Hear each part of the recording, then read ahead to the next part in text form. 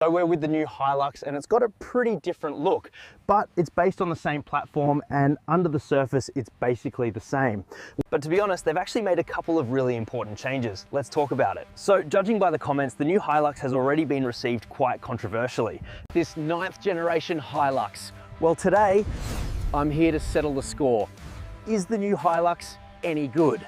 I've got all the information. I've tested it off-road and on-road.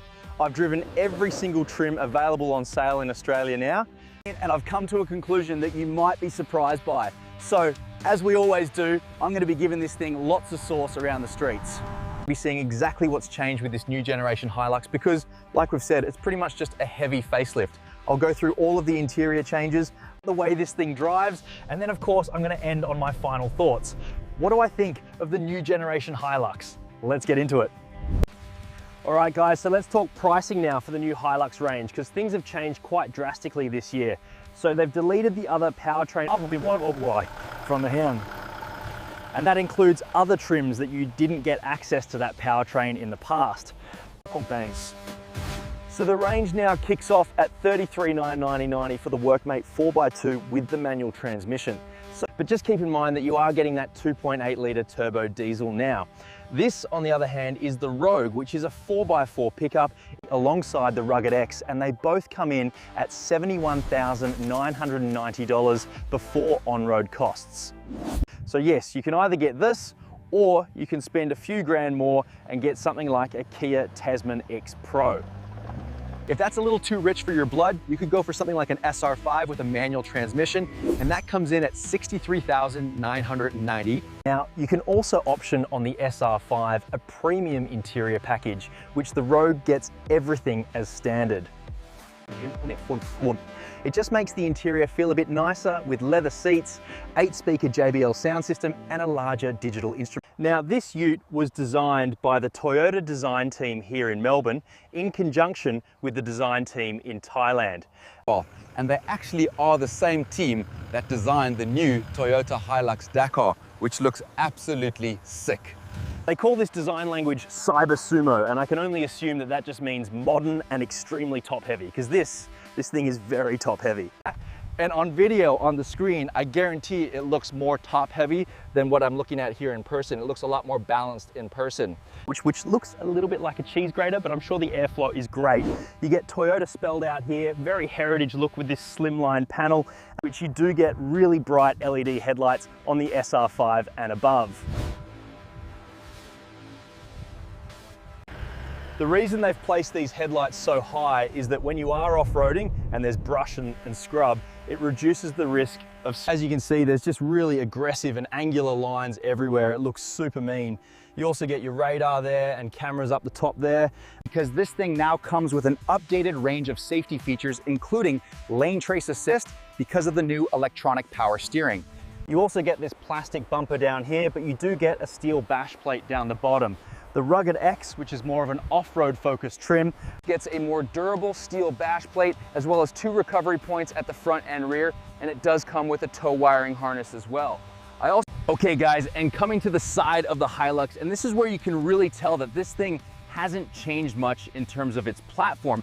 And so this front here and that rear tray, that's slightly different. So what do you get in the new Rogue? Well, you do get this cool matte black alloy, which has been absolutely caked in mud because we've been doing some pretty hardcore off-roading today. You do get Dunlop Grand Trek All-Terrains 31 tires, which are pretty decent rubber. I do like the inclusion of all-terrain tires as standard across the range. As you can see, we do get this plastic side step. We also get keyless entry and go, and all the door handles are black, including this new, more modernized font version of HiLux there. We also get a 360 camera, blacked out mirror caps, as well as some privacy glass at the rear. And the Rogue also gets this sailplane sports bar. Guys, I'll tell you something you couldn't do on your old HiLux. Stand on the side step and fall off. and that's because you now get a side step, which is very, very good to see. Surprised it took Toyota this long to get that, but you know what? It's kind of like inserted in there. Looks very cool. You also get Rogue lettering spelled out there. Check this out. Ooh, that is nice and damped. That actually was in a recent facelift, I think late last year for the HiLux, but it's good to see that carries over to the new generation. As you can see here on the Rogue, we do have all of our trailer wiring as well as a tow kit there. In terms of towing, the HiLux is capable of towing up to 3.5 tons. In terms of GVM for the SR5 and Rogue, it is 3D120 kilos. And the gross combination mass for all the 4x4 models can carry up to 490 kilos on the front axle and 1,700 kilos on the rear axle. So pretty decent numbers there. And another good thing is you do get a full-size spare. If we do open up this nice and damp tailgate, it also means you can sleep in the back of your HiLux and have a nice, comfortable night's sleep if you're that way inclined. We do get a powered roll-top tonneau as well, which does actually add probably about 150 kilos of weight here at the back.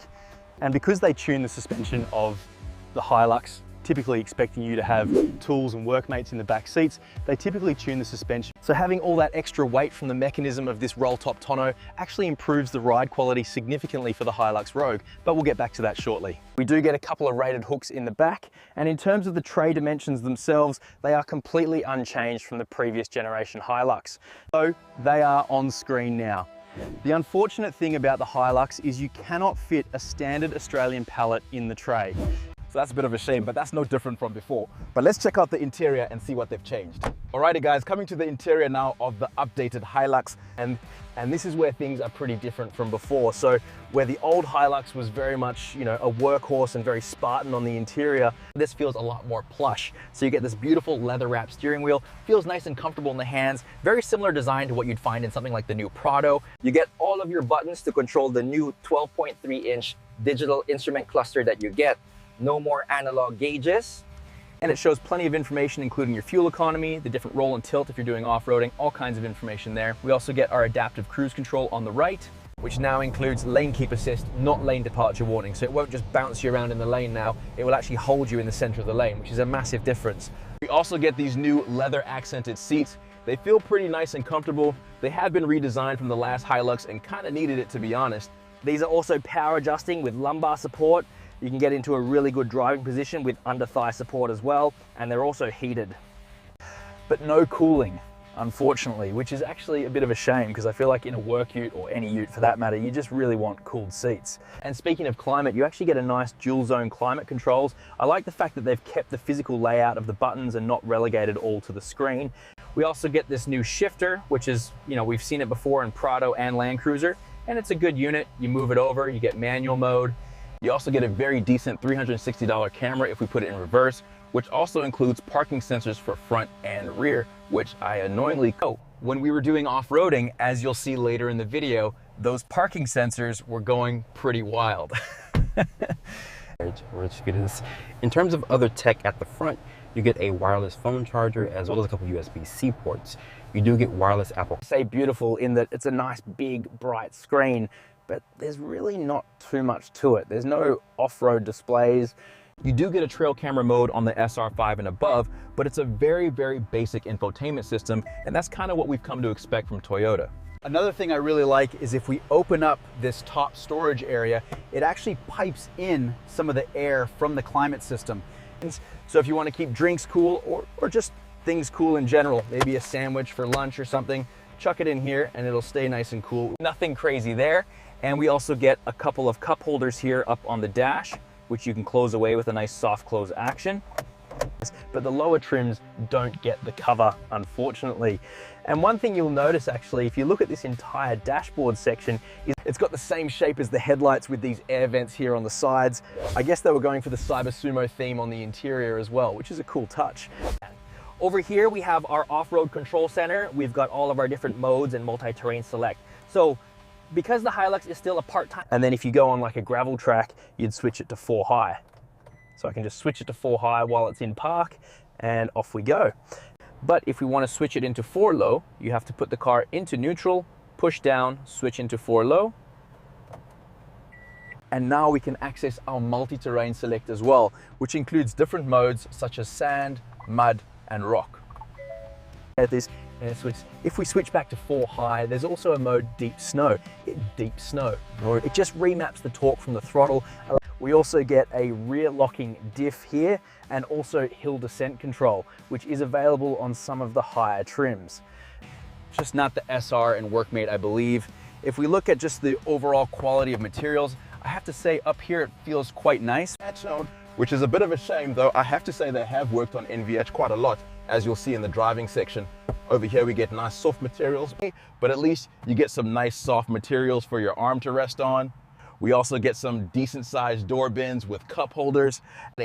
Two more cup holders here in the center, which are also removable, and that can expand storage here in this center console.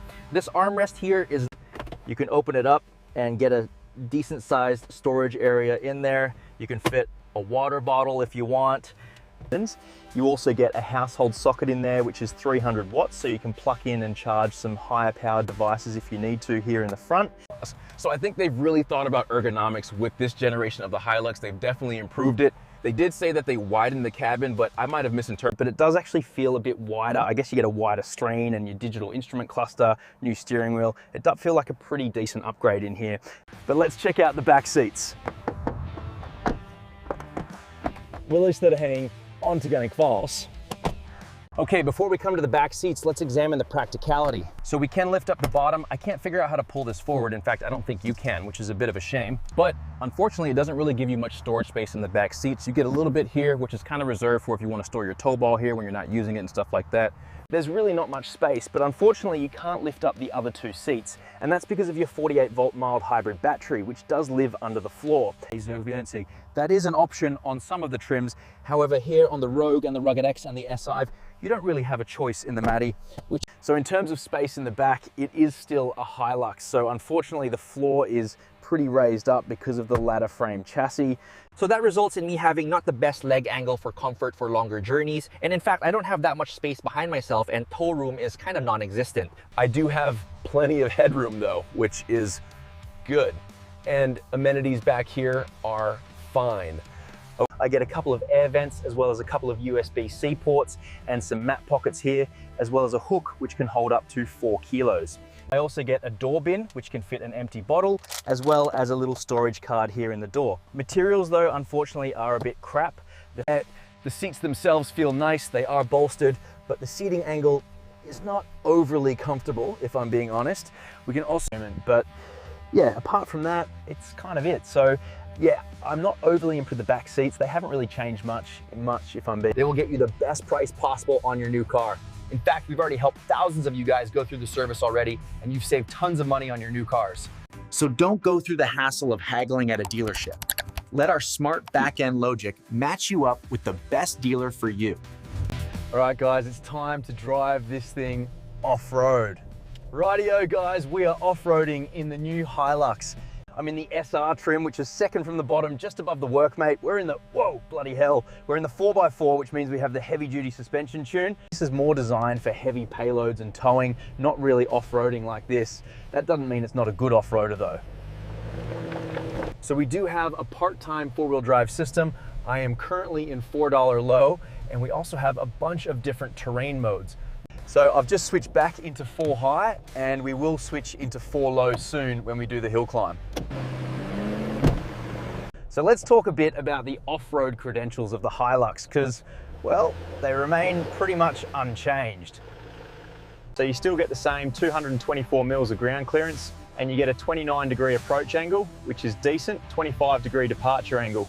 And that is for all trims except the Rugged X, which does get slightly better departure angles. The main changes are going to be those suspension changes. I have the heavy duty suspension here, which gives us more payload, but it definitely makes for a stiffer and jerkier ride. The major updates for the HiLux, well, they pretty much carry through the entire range. So I would say the major difference you can feel with this one compared to, it just completely changes the steering characteristic of this car. Makes it way more easy to maneuver in these tighter spaces. I don't have to bloody, and here we are. We're pretty much at the beginning of the hill climb. So once I round this corner, I'm going to switch into 4 low to get up this pretty serious hill. And we're going to see how the HiLux can do. A couple more things. I do get a locking rear diff. However, I'm not going to need it for this. I'll just need 4 low mode. So I'll push this in chuck it into 4 low. So annoyingly, there is no easy way to turn off the bloody parking sensors, so you're gonna be hearing that as I go up the hill. But one thing I do get on this trim is a multi-terrain select mode. So what I'm gonna do, I'm gonna switch it into rock mode, so that should help us All right, here we go, up I go. I can also switch it into manual mode, but no need here. Should be completely fine in auto to get up here. And it looks like we've got a pretty decent sized rut coming up on that left-hand side. Let's see if we can just use our momentum, easy on the throttle, just to get up that. Yeah, easy, no problem at all. So I guess that's one of the advantages of having this 2.8 litre turbo diesel now across the range. Including some trims that you used to not be able to get it on. I'm gonna just be careful of that rock. Oh, I think I went over the rock. But as I was saying, that 2.8 litre turbo diesel, it's just a lot torquier. Helps with this kind of off-roading as we just pick our line through here. Now this trim unfortunately doesn't get the trail camera that does help with placing the wheels on the trail.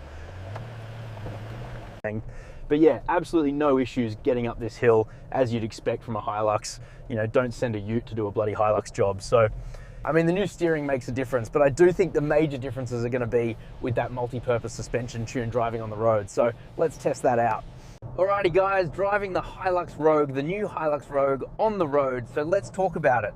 So what is new with this HiLux? I mean, it has a new suspension tune at the rear. So it is what they call a multi-purpose suspension tune. Basically, it just makes it more lifestyle. And that is especially true here in this Rogue trim because we do get that heavy roll top tonneau at the rear, which adds about 100 and basically just helps settle the suspension.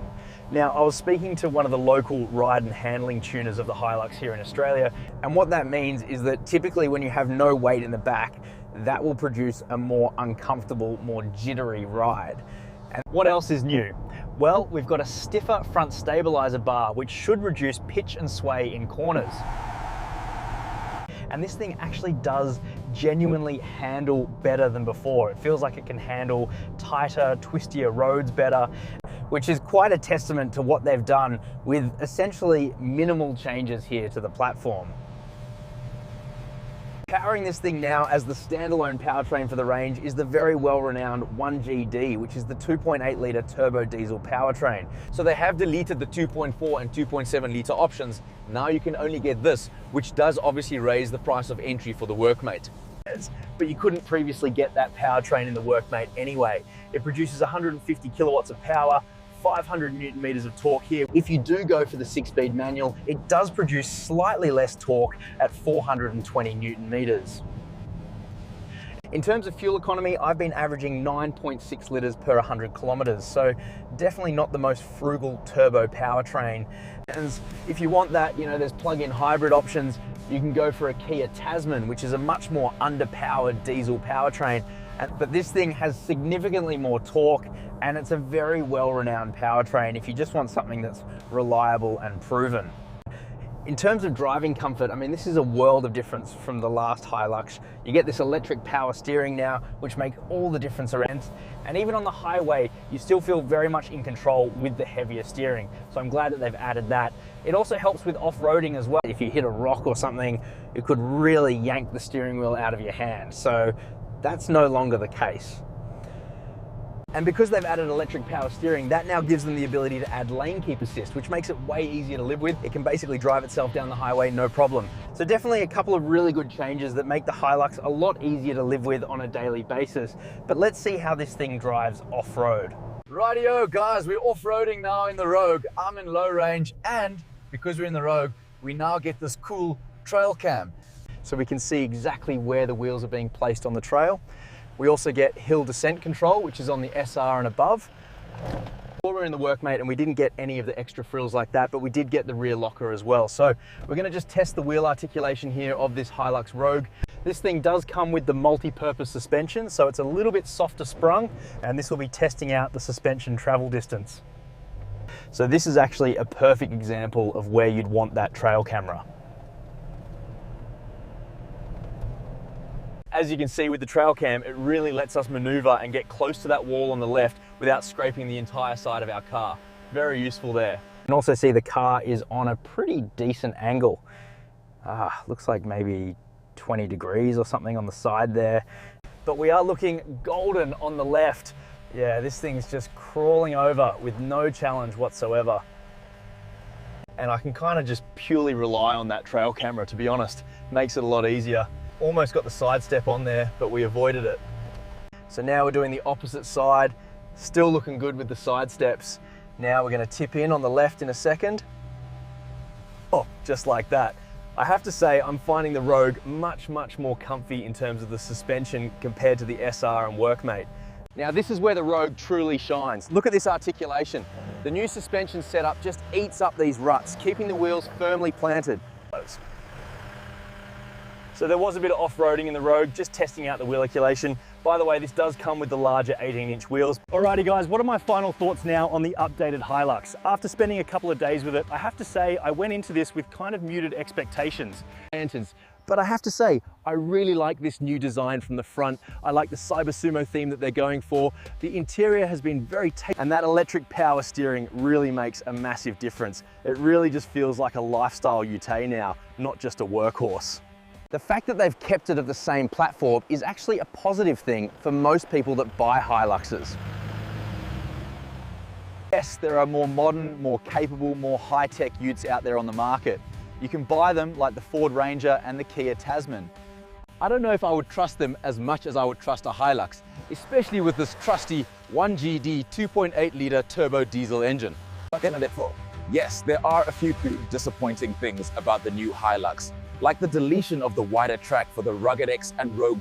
But of course, let me know what you think about the HiLux down in the comments below. Are you going to be running out to buy the new generation HiLux? Do you like the new design?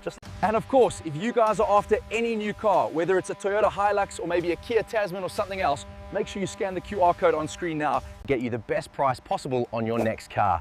As always, leave a like, subscribe so you'll be notified whenever we get to review the latest new cars in Australia.